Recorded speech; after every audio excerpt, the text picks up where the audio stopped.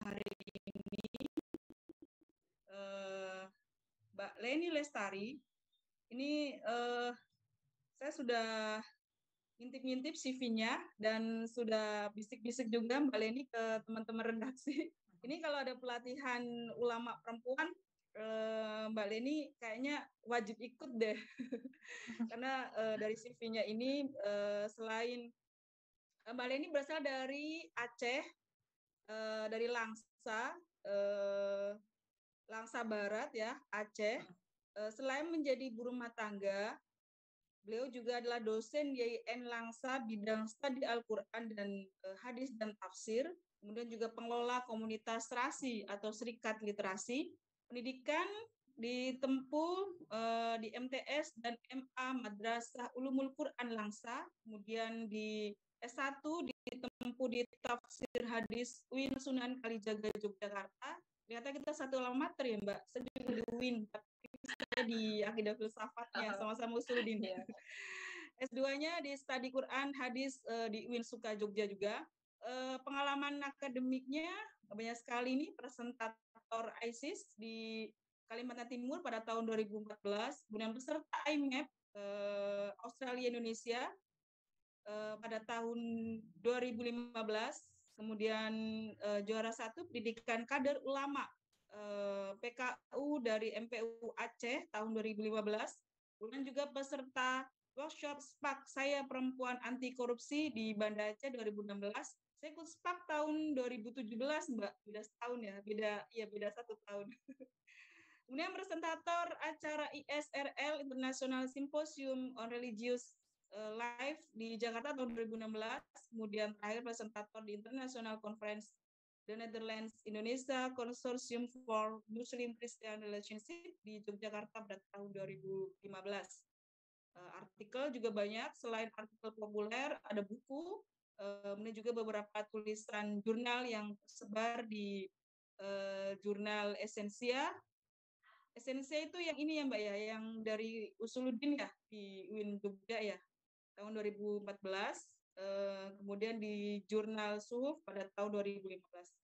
Itu profil tentang Mbak Leni Lestari, salah satu kontributor di Mubala.id. Saya ingat pertama kali mengenal Mbak Leni itu di acara atau kegiatan Mubadalah Virtual Class pada tahun kemarin ya Mbak ya, 2020, yang melalui jalur beasiswa karena salah satu artikel yang dikirimkannya dianggap telah memenuhi penilaian menurut tim redaksi dari Mubala.id. Kemudian ikut salah satu kekuatan dari tulisan Mbak Leni itu adalah konsistensi untuk keadilan gendernya, perspektif gendernya dalam tulisan-tulisan yang dikirim di Mubala.id dan beberapa yang tersebar di media-media lokal.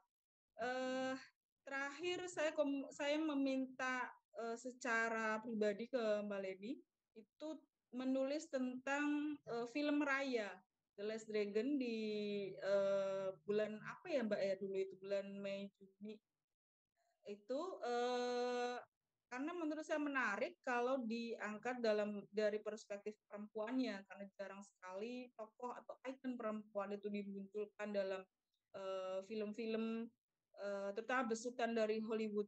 Tapi semakin ke sini memang menarik, perempuan semakin mendapatkan tempat dan diberikan ruang yang luas, dan mungkin Hollywood melihat sekarang ini ada perempuan menjadi tidak hanya sebatas ikon ya, tetapi juga dia punya peran, punya posisi, punya talenta, dan menjadi pemimpin, menjadi leader dengan semua kekuatan yang dimiliki perempuan. Tidak hanya sisi feminitasnya yang diangkat, tapi juga ada sisi maskulin dalam diri perempuan yang itu diangkat dan didorong untuk menjadi ikon-ikon baru dalam industri film. Tapi tidak hanya film menurut saya, semua media populer, baik dalam buku, dalam novel, dalam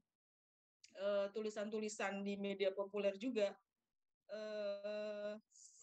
suara perempuan atau perspektif perempuan memang harus hadir, terutama itu yang ditulis atau ditulis dan berdasarkan pengalaman khas perempuan, itu menjadi kian penting karena pengalaman perempuan adalah sah sebagai basis pengetahuan. Nah, nanti Mbak Leni akan bercerita tentang apa sih media populer dan bagaimana kesetaraan atau keadilan gender itu mulai masuk ke ruang-ruang yang dulu dianggap dominan laki-laki, yang dulu dianggap patriarki, yang dulu kita hanya mengenal pahlawan itu laki-laki, ya kita hanya mengenal dalam sejarah, dalam ikon-ikon dalam film-film Hollywood itu yang jadi jagoan adalah laki-laki dan perempuannya menjadi yang lemah, tidak berdaya, yang harus ditolong, yang dan lain sebagainya. Bagaimana merubah stigma-stigma sifat laki-laki dan perempuan itu dalam media populer. Selanjutnya saya serahkan ke Mbak Leni, waktu dan tempat dipersilakan. Silakan Mbak.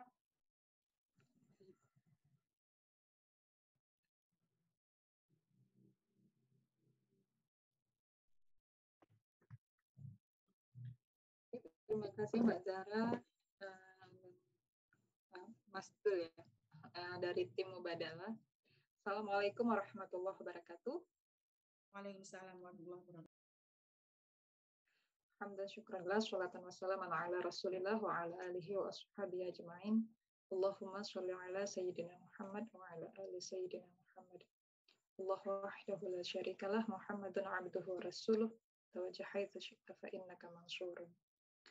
Alhamdulillah kita bisa bertemu via virtual lagi malam ini, dan saya mengucapkan terima kasih banyak kepada Mbak Zahra yang telah memberikan kesempatan untuk belajar melalui film, dan itu terus terang adalah hal yang baru buat saya pribadi, sehingga sekarang karena semenjak nulis review Raya and the Last Dragon itu, saya jadi nonton itu kayak, oh ini ada isu gendernya. Jadi kayak udah ada merasa ini ada ketimpangan nggak? Ini ada isu apa ya? Jadi film itu sekarang sudah tidak hanya sekedar apa ya, nonton alur ceritanya, tapi udah mulai mengkritik, melihat sisi-sisi dari feminismenya. Baik teman-teman, malam ini yang telah hadir di Zoom, kita akan ngobrol tentang film. Jadi anggap aja ini seperti apa ya, ngobrol plus nonton bareng ya. Mungkin flashback ke film-film yang pernah kita nonton sejak kecil. Saya izin share screen ya, Mbak.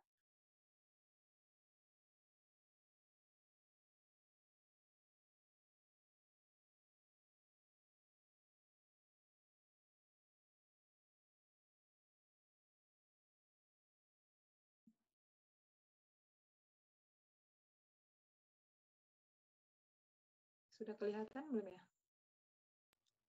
Sudah Mbak Leni.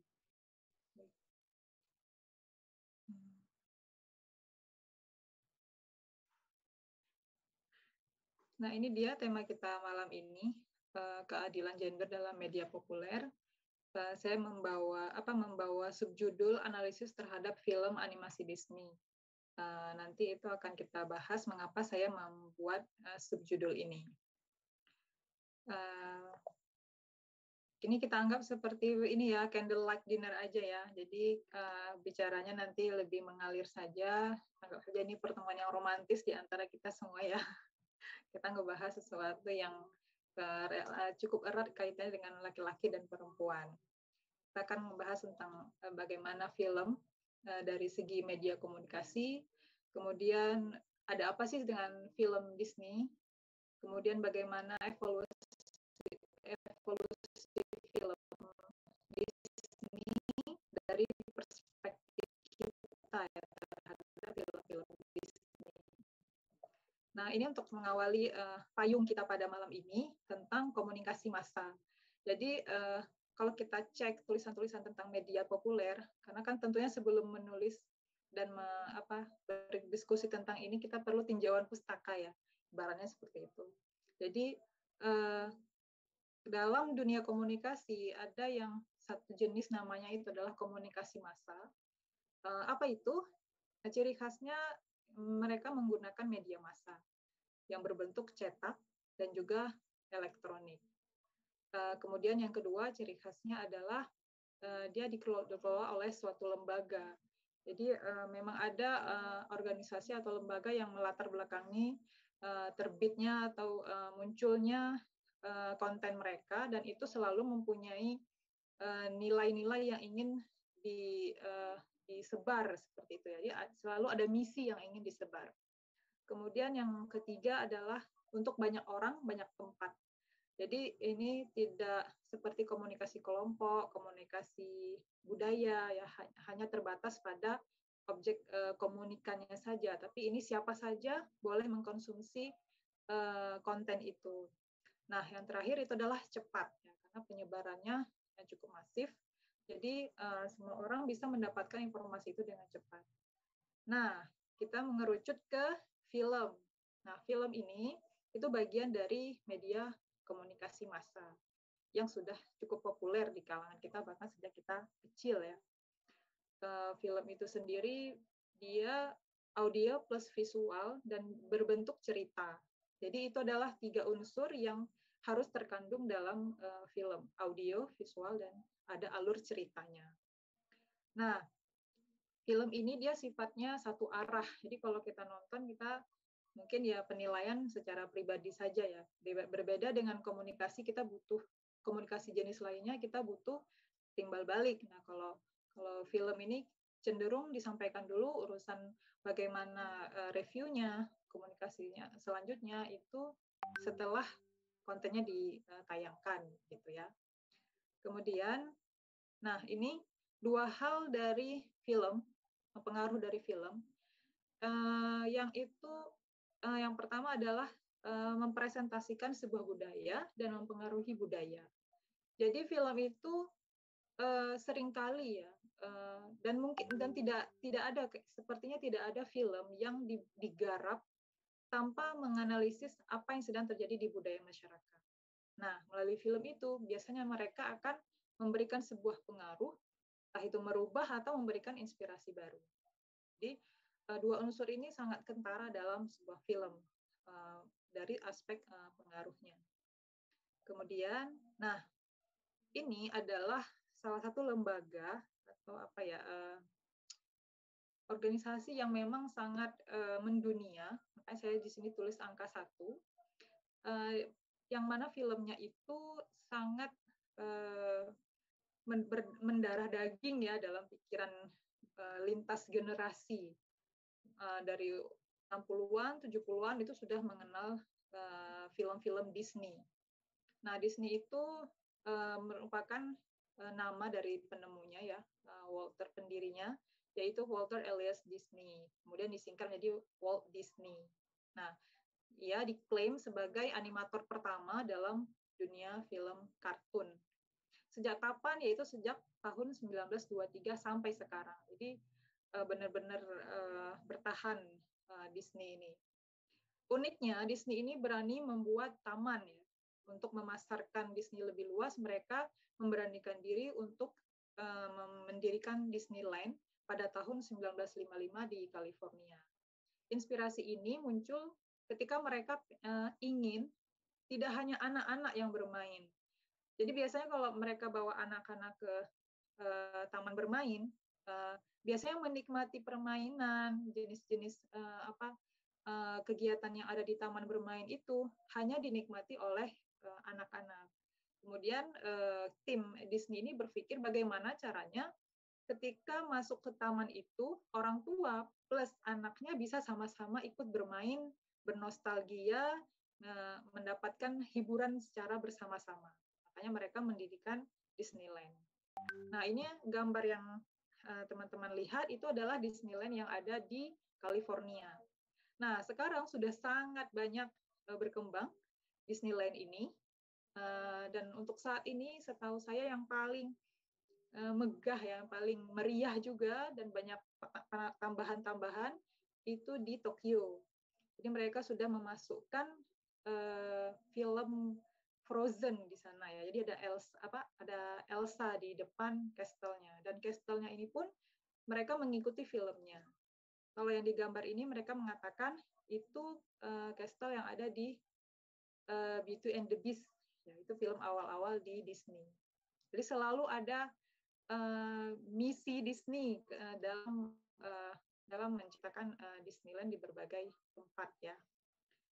Kemudian, nah ini yang tadi kita bahas tentang membentuk budaya. Betapa Disneyland itu semakin didekatkan dengan dunia kita, dan itu dimulai dari produk-produk seperti body care, pakaian, mainan, aksesoris. Kita juga tahunya ada sepatu Cinderella yang khas sekali, ya, sepatu kaca. Jadi anak-anak itu merasa bangga ketika dia punya produk-produk yang ada gambar film yang dia tonton. Seperti anak saya ketika beli sampo itu ada foto Boboiboy-nya, ya, ada animasi kartun Boboiboy. Dia merasa seperti senang gitu daripada yang tidak ada. Jadi ternyata ini merupakan salah satu trik dari Disney bagaimana mereka mendekatkan anak-anak dengan dunia Disney. Kemudian pengaruh yang kedua dari segi mindset. Nah, ini adalah mindset yang terbentuk di masyarakat kita, yaitu kalau udah ramping, langsing, kulit putih, itu cantik. Kalau nggak ada unsur ini, itu kayak kurang unsur cantiknya. Nah, makanya mindset ini, itu akhirnya ada yang sampai kepada pengaruhnya yang sangat ekstrim. Mereka mengubah untuk bentuk tubuhnya, diet ketat, sampai memang lingkar pinggangnya mirip dengan tokoh-tokoh kartun di Disney Princess, ya. Gitu. Jadi mindset inilah yang akhirnya mempengaruhi anak-anak kita saat ini. Nah, kritiknya ada. Mungkin teman-teman pernah sudah nonton, ya, video Wonderland Indonesia. Nah, itu ada komentar yang menyorot ke Novia Bahmit karena dia berkulit sawo matang, dan mereka mendukung para tim Wonderland Indonesia itu memilih artis yang tidak berkulit putih, gitu. Artinya sudah ada kesadaran masyarakat bahwa cantik itu tidak tergantung pada warna kulit. Nah, tapi sebelumnya mindset ramping kulit putih itu adalah cantik. Kemudian ini moral, ya. Yang terakhir adalah moral. Saya mengambil satu contoh, ciuman penyelamat. Nah, itu ada di film Beauty and the Beast, di mana putrinya tidur dan yang bisa menyelamatkan hanyalah pangeran. Nah, ternyata mindset ini itu terbawa sampai ke film Frozen, kalau teman-teman perhatikan. Ketika Anna sakit, itu ada kalimat yang menunjukkan ini harus ada cinta yang tulus dari laki-laki. Padahal di akhir cerita yang kita, ini kayaknya ekspektasinya paling sama nih kayak cerita-cerita Disney yang lalu, gitu kan. Ternyata penyelamannya bukan pangerannya, justru kakaknya sendiri. Nah, jadi ciuman ini bukan hanya di film-film Disney saja, tapi ngalir ke obrolan anak-anak, gitu kan. Misalnya ada yang tidur atau yang sakit, pingsan seperti itu, saya pernah mendengar, ya udah dicium aja biar dia bangun, gitu. Saya jadi kepikiran sekarang ini, ya. Kayaknya itu kepikiran dari terinspirasi dari film-film Disney. Ada cewek perempuan yang tertimpa suatu hal yang negatif, yang melemah, gitu, maka dia membutuhkan laki-laki yang menciumnya dengan cinta yang tulus, dan dia akan kembali selamat, seperti itu. Nah, jadi ini adalah bentuk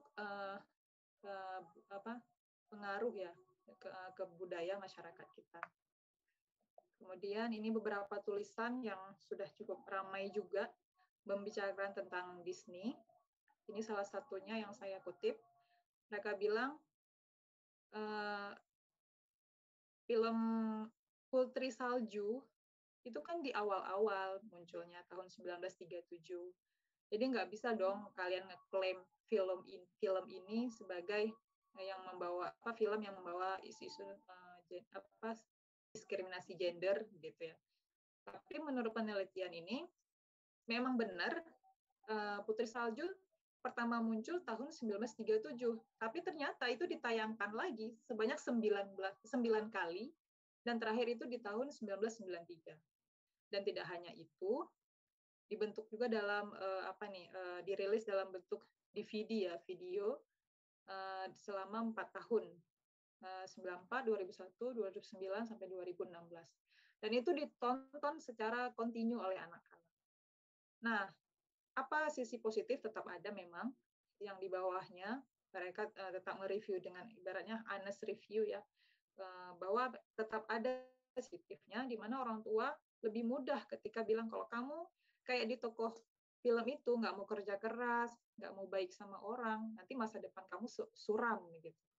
Jadi itulah mindset-mindset yang ditanamkan oleh orang tua agar anaknya mau bekerja keras, berbuat baik dengan orang lain supaya kedepannya hidup kamu menjadi lebih baik seperti itu. Nah, jadi terkait dengan pengaruh selalu ada sisi positif dan negatifnya. Nah, ini kalau kita lihat dari segi jumlah percakapan yang ditulis oleh Martin dan kawan-kawan, menyimpulkan walaupun film Disney Princess yang kita pahami tentang putri begitu ya, putri kerajaan, tapi ternyata percakapan mereka hanya 23%. Sementara percakapan laki-laki itu mendominasi yaitu 63 sampai 77%. Jadi film-film Disney pada awal-awal itu tidak ada keseimbangan jumlah percakapan antara laki-laki dan perempuan. Nah, itu ternyata menjadi sebuah kritikan buat tim Disney. Akhirnya mereka mencoba mengambil solusi yaitu mengubah nuansa filmnya. Nah, ini dia nuansa film-film terbaru dari Disney. Kita tahu ada film Brave, Zootopia, Frozen yang kemarin sempat saya review itu ada Raya and the Last Dragon, di mana pemeran utamanya adalah perempuan dan percakapannya sudah mulai lebih banyak dan mendominasi dibanding dengan sebelumnya antara laki-laki dan perempuan. Nah, ini dia tulisan yang pernah saya kirimkan yang diamanahkan oleh Mbak Zahra. Saya menulis tentang 5 isu feminisme dalam film Raya and the Last Dragon. Di antaranya yang pertama itu tentang kepemimpinan perempuan, di mana Raya ini menjadi titipan, mendapat titipan untuk mengembalikan kelima suku. Kemudian isu feminis yang kedua itu ada Raya dan Naga. Naganya itu memang cantik ya, cantik dan nggak ada sangar-sangarnya. Kalau kita taunya naga itu ngebayanginnya langsung yang galak, ngeri begitu ya. Tapi di film ini naga yang warna biru itu biasanya feminim dan memang ketika dia berubah menjelma menjadi manusia juga menjadi perempuan. Kemudian yang ketiga adalah perempuan dan senjata. Nah, ini adalah ilmu baru yang saya baru dapatkan juga. Kenapa yang dipilih adalah pedang gitu. Ternyata dalam sejarah-sejarah kuno, pedang itu identik dengan pahlawanan yang diwakili oleh laki-laki. Sementara kalau ada tokoh-tokoh pahlawan perempuan, itu bentuk senjatanya itu seperti labia perempuan ya. Jadi kayak kapak ada sisi kiri dan kanan gitu. Nah, tapi untuk Raya dipilih pedang yang biasa digunakan oleh pahlawan laki-laki. Ini menimbulkan kesan bahwa ada sisi maskulinitas dan feminitas yang digabungkan dalam karakter Raya. Nah, nanti teman-teman bisa lanjutkan pembahasannya di tulisan ini. Nah, ini dia evolusi gender roles dalam film Disney. Jadi ada yang membaginya itu menjadi 3, earlier, middle, dan modern. Kalau di film-film Disney awal, itu perempuan lebih banyak di wilayah domestik. Nah, mungkin di sini teman-teman ingat film-film Putri Salju, Cinderella, Sleeping Beauty. Jadi arahnya tuh pikirannya perempuan di rumah dan mereka selalu diselamatkan oleh laki-laki. Kemudian yang kedua, ini sudah mulai ada memberontak ya. Sudah ada era yang ada ambisi dari perempuan untuk mewujudkan impiannya yang diwakili oleh film The Little Mermaid, Mulan, dan Tangled. Kemudian yang ketiga, eranya modern.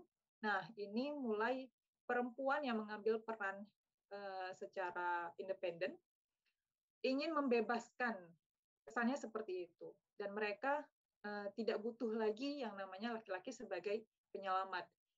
Peran laki-laki sifatnya suportif, tapi tidak menjadi konten utama seperti di film-film Disney di awalnya. Jadi kalau mereka punya misi, mereka yang akan menyelesaikan misi itu. Nah, ini adalah sikap kita terhadap film-film Disney. Jadi memang film Disney itu adalah film kartun atau animasi ya, atau animasi yang terkesan memang sepertinya untuk anak-anak, tapi setelah kita lihat lebih detail, banyak sekali konten-konten yang cukup dewasa ya, dan mungkin belum bisa dipahami oleh anak-anak, yang perlu kita seleksi sebelum kita sajikan untuk anak. Yang pertama, langkahnya kita bisa mengedukasi anak tentang norma-norma dasar. Jika terkait dengan relasi gender, berarti kita bisa mengatakan, misalnya paradigma masyarakat laki-laki tidak boleh menangis. Nah, maka kita bisa menyebutkan ya, menangis itu milik siapapun, bukan milik laki-laki, bukan hanya milik perempuan, tapi laki-laki silahkan menangis, silahkan mengekspresikan kesedihannya. Dia tidak perlu takut menangis, misalnya seperti itu.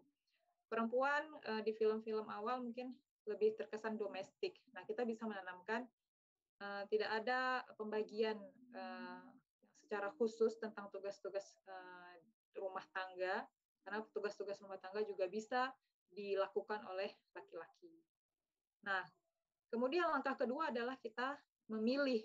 Nah, kalau kita punya waktu, sebaiknya kita tonton dulu, baru kita sampaikan atau kita ikutkan anak untuk menonton. Tapi kalau memang tidak ada waktu, berarti kita harus mendampingi. Kemudian yang ketiga adalah mengontrol. Nah, ini penting sekali. Kadang waktu kita sudah memberikan tayangan, kita tidak mengontrol bentuk-bentuk percakapan, bentuk-bentuk adegan yang terkadang harus di-skip ya, dan tidak boleh dikonsumsi oleh anak-anak. Makanya kontrol orang tua merupakan salah satu unsur yang tetap harus dilakukan meski anak-anak sudah berusia remaja sekalipun. Yang seakan-akan paling dia udah bisa ya menyeleksi film gitu. Padahal belum tentu. Justru disitulah ada pergolakan jiwa biasanya di kalangan remaja, di mana orang tua perlu mengontrol. Kemudian yang terakhir adalah evaluasi. Nah, cara evaluasi ini bisa dengan cara minta mereka untuk menceritakan ulang. Biasanya perspektif mereka tuh unik-unik ya, apalagi seperti anak saya yang masih berusia 3 tahun, ternyata ada konten-konten yang menurut saya ternyata dia memperhatikan itu ya, padahal filmnya tidak sedang menceritakan itu. Jadi cara kita mengevaluasi, kita minta pendapatnya, kita minta review anak-anak untuk tentang film yang sudah ditonton. Nah, apa manfaatnya ketika kita punya mindfulness dalam menonton? Yang pertama adalah kita sadar akan ada isu gender di setiap film. Dan itu perlu kita arahkan supaya anak-anak tidak terbawa kepada isu yang mungkin ada misi-misi terselubung. Nah, jadi ketika kita mereview, itu tentunya kita sudah melihat adegannya, simbol-simbol yang muncul, pemilihan warna, pemilihan gerakan, dan ternyata itu punya misi. Dan kita perlu tahu Disney selalu punya misi dalam setiap filmnya. Kemudian yang kedua, nah ini adalah perspektif dalam melihat sebuah film. Jadi kadang film itu hanya direview kayak ceritain ulang saja, mengambil sisi positif, tapi ada satu sisi di mana ini cukup menarik, yaitu dari segi gender. Kemudian yang ketiga, melek isu terkini. Ini adalah sebagai kesadaran kita sebagai orang kalangan dewasa, bagaimana kita ikut seiring seirama dengan isu yang sedang berkembang, sehingga kita nyambung ketika menjelaskan kepada anak-anak. Nah, ini sudah mengerucut ke mubadalah, sebenarnya film itu tidak hanya bisa direview dari segi relasi gender saja, kita bisa menggunakan relasi agama, bagaimana antara muslim dan non-muslim, kemudian relasi keluarga, orang tua dan anak, kemudian antara sesama saudara, bisa juga dari segi relasi yang sifatnya hierarki, antara pemerintah dan rakyat, guru dan murid, pimpinan dan staf. Dan ini semuanya harus dalam konteks kesalingan. Ada peran yang seimbang antara masing-masing pihak. Dalam hal ini kita sedang membahas tentang gender, berarti antara perempuan dan laki-laki memiliki porsi yang sama dalam menjalankan, mengalami, atau mempengaruhi sebuah budaya. Nah, terima kasih teman-teman.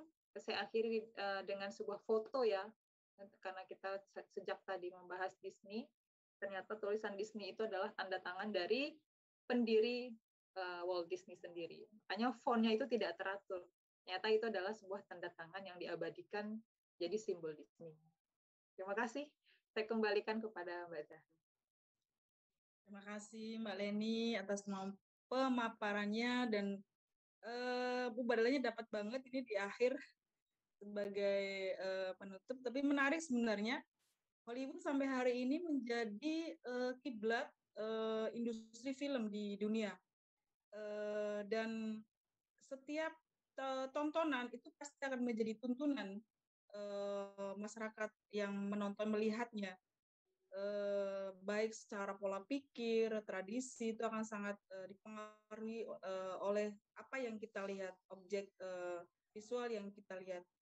Ini berbeda sekali ya dengan industri film di negara kita sendiri, masih jauh sekali. Saya bermimpi entah kapan gitu film-film di negeri kita juga minimal perspektifnya bisa masuk, tidak hanya menjadikan perempuan sebagai objek seksualitas, tetapi juga memperkuat peran dan posisi perempuan.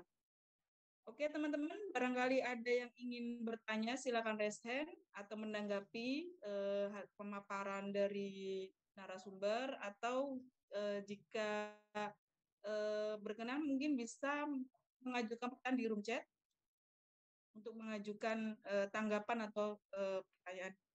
Kembali lagi tadi ke pembahasan Mbak Leni. Terakhir kan ada perspektif mubadalah ya, ada relasi gender antara laki-laki dan perempuan, ada relasi keluarga, ada orang tua dan anak, ada saudara juga, kemudian ada relasi agama muslim dan non muslim, ada nilai-nilai toleransi sebenarnya ya dalam setiap pesan yang bisa kita tangkap dalam setiap film yang diproduksi oleh Hollywood. Tidak hanya Disney ya, di Hollywood itu banyak sekali, meskipun untuk malam ini kita fokuskan di film-film Disney karena mayoritas memang yang menontonnya adalah anak-anak, termasuk saya sendiri. Dengan anak itu suka sekali dengan film-film produksi Hollywood. Bahkan sebelum nonton saya biasanya melihat review dulu, entah di Google ataupun nanti di YouTube itu ada teasernya ya, teaser videonya, ingin melihat sejauh mana adegan-adegannya, apakah ada yang pantas atau tidak pantas oleh dilihat anak-anak, ataupun kalau dirasa itu mengganggu, minimal kita bisa menjelaskan pada anak-anak adegan ini, kayak misalnya adegan cuman itu kan di Indonesia bukan bagian kamera, di sana itu kan kayaknya di tempat-tempat umum kayak biasa sekali, atau sentuhan fisik menunjukkan kasih sayang itu bagi mereka sepertinya sudah biasa, sementara di kita banyak yang masih canggung ya untuk menyatakan rasa sayang dengan sentuhan fisik, entah memeluk dan entah memeluk gitu. Teman-teman, barangkali ada yang mau menanggapi atau ada yang bertanya, silahkan di room chat. Selain Frozen, Brave, kemudian Raya, ada Mulan, ada film Mulan, kemudian ada yang Hawaii itu saya lupa, Montana, saya lupa. Moana. Ya, Moana. Itu jadi kesan bahwa perempuan cantik itu, standar perempuan cantik itu tidak hanya tadi ya Mbak ya, ramping, berkulit putih, tetapi semua perempuan dengan apapun kondisi atau fisiknya, apapun warna kulitnya, apapun jenis rambutnya, selama energi bisa membagi energi positifnya gitu, adalah perempuan yang cantik, yang menarik, dan inner beauty ya, yang penting adalah inner beauty dari perempuan itu bisa nampak dan terlihat. Kembali lagi ke tadi Mbak, perspektif mubadalah atau kesalingan dalam film-film Disney, ada relasi laki-laki dan perempuan, relasi gender, toleransi dan perbedaan itu bisa relasi muslim dan muslim.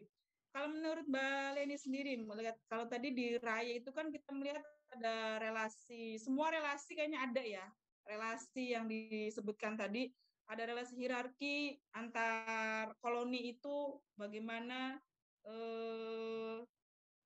pemimpin dan yang dipimpin atau rakyatnya. Kemudian bagaimana Raya dia sebagai individu mampu memobilisir kekuatan-kekuatan hingga menjadi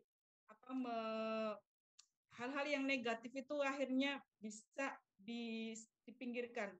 Jadi saya melihat nilai kesalingannya itu kuat sekali di film Raya. Selain dia sebagai individu perempuan, juga dia nilai-nilai kebaikan yang dia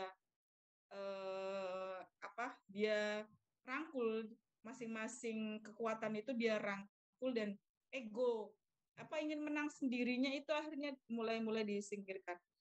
Itu kalau menurut Mbak Leni sendiri, kalau misalkan itu pandangan kita sebagai orang dewasa ya, ketika anak putra Mbak Leni yang usia 3 tahun ketika menonton Raya, apa cerita yang dia bagi ke Mbak Leni gitu? Barangkali ada yang tadi Mbak Leni sampaikan, ada yang luput. Misalnya kita kadang orang tua hanya melihat satu sisi, ternyata anak-anak bisa melihat sisi lain dari sebuah film.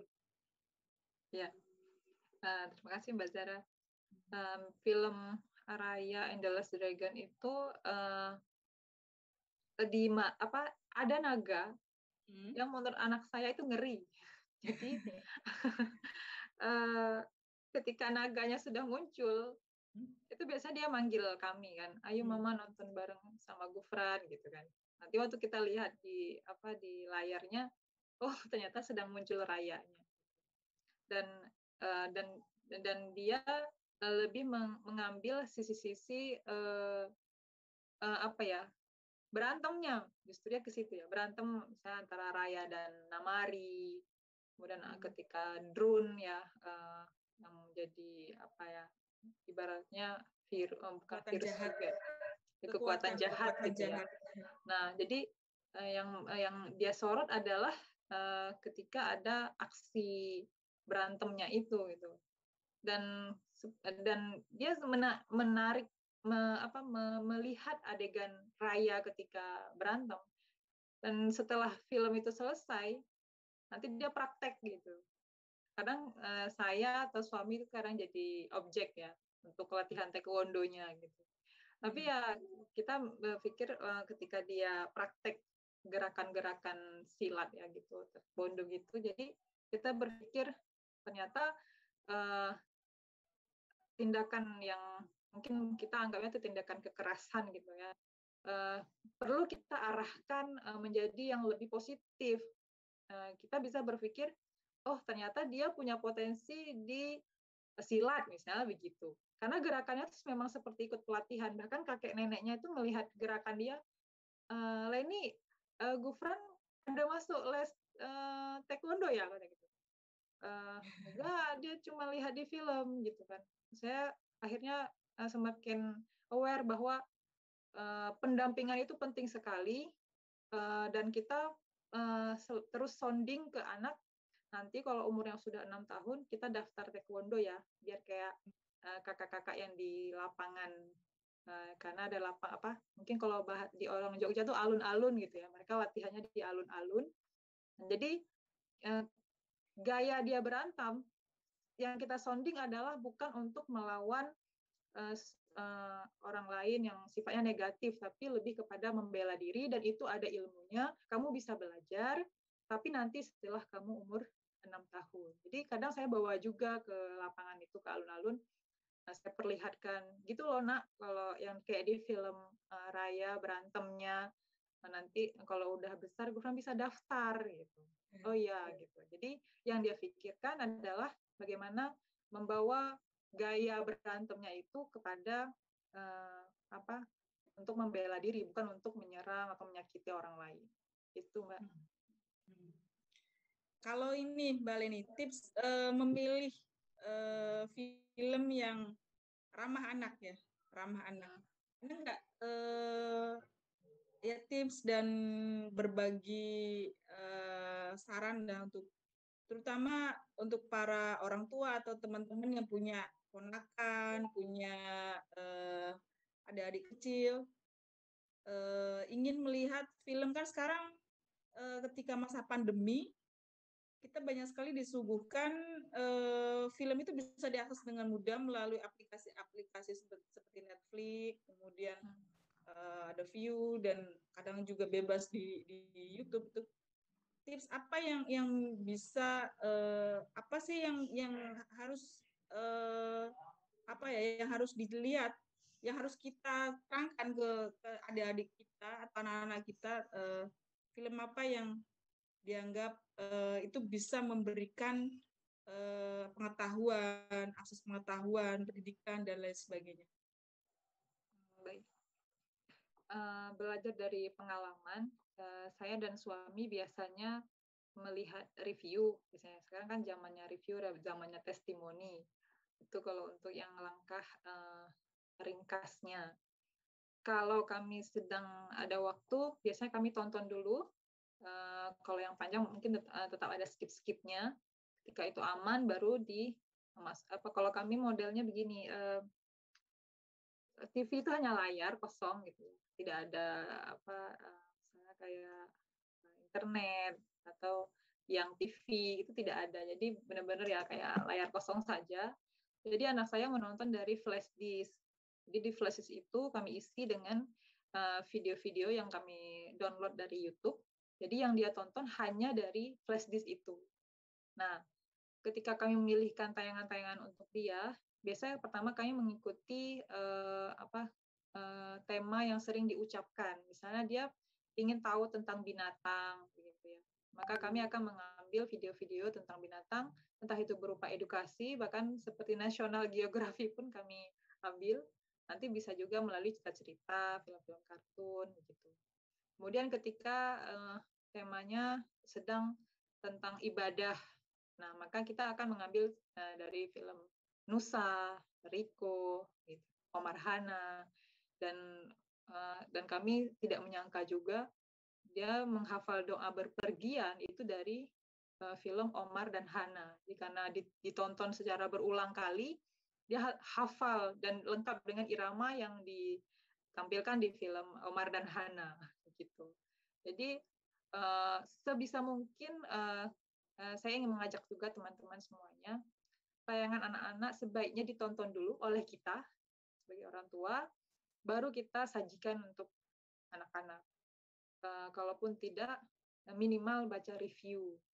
Pasti ada perspektif dari segi entah leadership, entah dari parenting, dari gender, bahkan dan dari budaya. Nah, jadi kayak di Raya itu kadang saya masukkan, nah itu rumah adat Padang misalnya gitu. Jadi ada kosakata, oh ternyata ada sebuah negeri namanya Padang dan mereka punya rumah adat bentuknya kayak di film Raya begitu.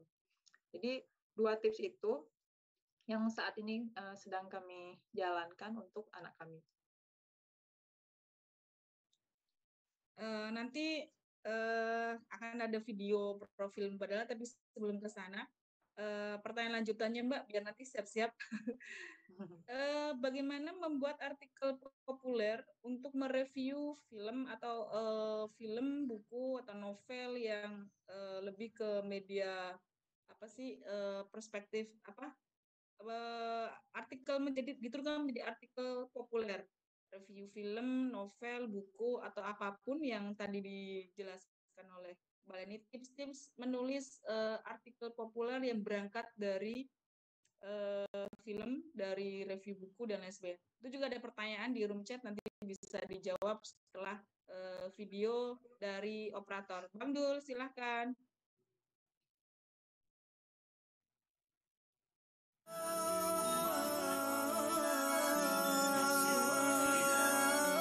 Manusia diciptakan menjadi khalifah di muka bumi. Perempuan dan laki-laki harus bersinergi, jalin kesalingan dan kerjasama dalam berelasi. Bersama Mubadalah ID, inspirasi keadilan relasi. Bersama Mubadalah ID, inspirasi keadilan relasi. Bersama Mubadalah ID, inspirasi keadilan relasi.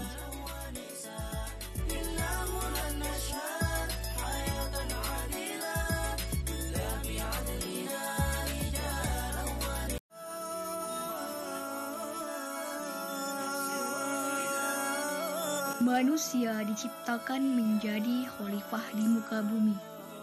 Perempuan dan laki-laki harus bersinergi, jalin kesalingan dan kerjasama dalam berelasi. Bersama Mubadalah ID, inspirasi keadilan relasi. Bersama Mubadalah ID, inspirasi keadilan relasi. Bersama Mubadalah ID, inspirasi keadilan relasi.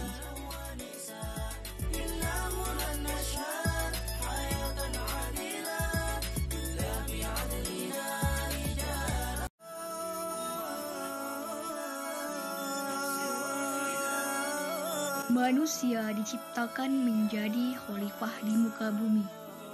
Perempuan dan laki-laki harus bersinergi, jalin kesalingan dan kerjasama dalam berelasi. Bersama Mubadalah ID, inspirasi keadilan relasi. Bersama Mubadalah ID, inspirasi keadilan relasi.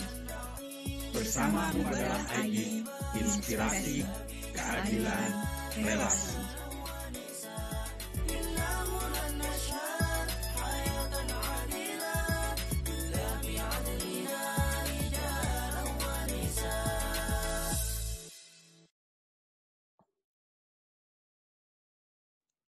Ya, bersama Mubadalah ID, inspirasi keadilan relasi, kita kembali lagi bersama Mbak Leni Lestari dalam acara Ngobras, ngobrol asik bersama penulis mubadalah.id.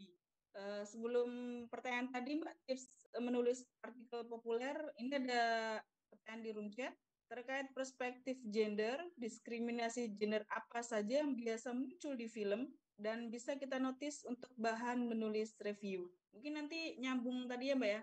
Ini pertanyaan pertama, nanti langsung pertanyaan kedua tadi.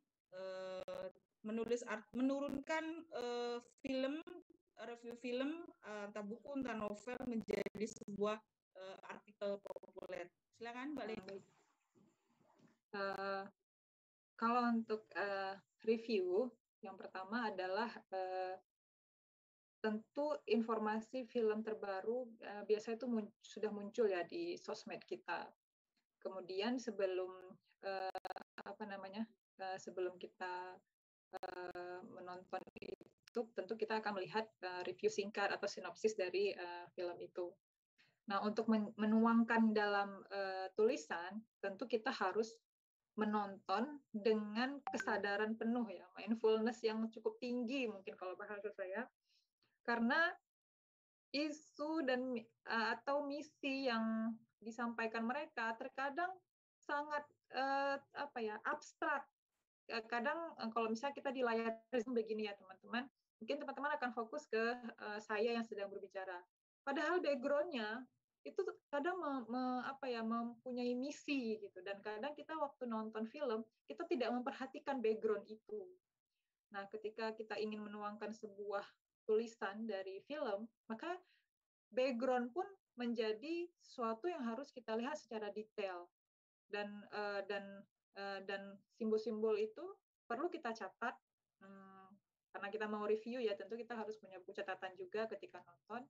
Kemudian setiap percakapan, perkataan yang sifatnya unik, yang mungkin punya sensitivitas tertentu, itu perlu kita catat.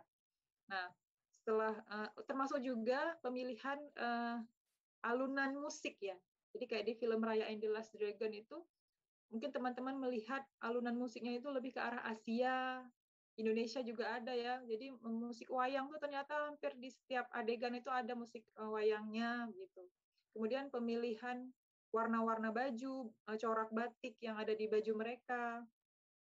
Kemudian makanan. Jadi makanan di film Raya itu cukup beragam dari berbagai macam negara di Asia. Kalau dari Indonesia itu ada sate, kemudian ada nasi ya, yang itu identik sama Indonesia juga. Satu lagi saya lupa. Ada juga yang dari Thailand ya, kuah yang ala Thailand yang dimasak oleh bapaknya Raya, ayahnya Raya. Nah, sisi-sisi seperti itulah yang perlu kita pandang, atau apa yang perlu kita catat sedetail mungkin. Nah, setelah selesai kita nonton, baru kita menentukan perspektif. Nah, kemarin saya sebelum menulis ini, saya coba lihat apa saja sih yang sudah ditulis orang tentang film ini. Ternyata mereka semuanya menulis dari segi budaya, dari segi kepemimpinan Raya yang menanamkan tema harus saling percaya. Mulai dari adegan-adegan awal sampai akhir, tema kepercayaan ini merupakan tema yang sangat mendominasi, saling percaya. Kemudian dari segi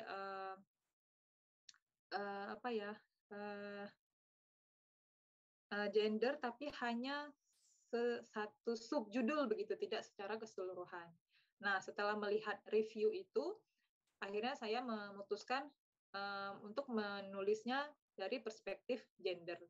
Nah, ketika sudah menentukan perspektif gender, situlah mulai bermunculan semuanya itu, termasuk ke ilmu-ilmu tentang bagaimana pemilihan senjata yang mungkin kita pikir ya Raya pegang pedang selesai gitu. Ternyata itu punya misi juga. Jadi untuk menulis review, entah itu dari film, kalau buku malah lebih mudah ya, kita tinggal menggaris bawahi atau melipat atau bagaimana lah yang memudahkan kita untuk membuka kembali. Artinya ketika mereview harus kita tentukan perspektif yang itu beda dari orang lain. Jangan sampai kita mau review bukan nge-review tapi kayak menceritakan ulang, dan itu akan menjadi tulisan yang dalam tanda kutip ya membosankan dan tidak akan dibaca, karena ya, apa bedanya saya nonton sendiri sama baca tulisan kamu, kan nanti begitu ya pertanyaannya. Mending saya nonton sendiri saja gitu. Makanya sebelum nge-review, entah itu buku, entah itu film, kita harus bisa menentukan perspektif. Kemudian yang ketiga adalah menentukan medianya. Nah, kalau kemarin kebetulan dari Mubadalah, maka saya mengambil isu kesalingan, relasi gender. Kalau teman-teman ingin mengirim ke media yang lain, maka lihat apa tema utama atau konten utama yang ingin mereka tampilkan di platform mereka. Jadi kita sesuaikan gitu. Kalau misalnya kita mau bawa tema tidak sesuai dengan tim redaksi, kemungkinan tim redaksi akan menolak tulisan kita. Seperti itu, Pak. Itu untuk pertanyaan pertama ya, Mbak ya. Kemudian pertanyaan kedua terkait apa saja jenis diskriminasi gender yang ada di film-film. Yang pertama itu kalau saya simpulkan adalah wilayah berkarya atau bekerja, di mana selalu ada pembagian ya, domestik, publik gitu. Jadi kadang-kadang ada film yang perkataan-perkataannya itu yang langsung menohok, kamu tuh perempuan, harusnya di dalam rumah, misalnya begitu. Artinya yang isu-isu seperti itu perlu kita seleksi untuk anak-anak. Tapi memang ada film perempuan ini bekerja dari dalam rumah, tapi sebagai penulis, dan itu cukup membuat dia menjadi pribadi yang baru. Nah, ini kita perlu jelaskan lagi. Artinya, domestic public mungkin sekarang menjadi isu yang sepertinya hampir sama saja ya. Tapi kita perlu menanamkan bahwa ini ada diskriminasi gendernya, ini tidak ada gitu. Itu dari segi wilayah. Kemudian yang kedua bisa dari segi tema kepemimpinan.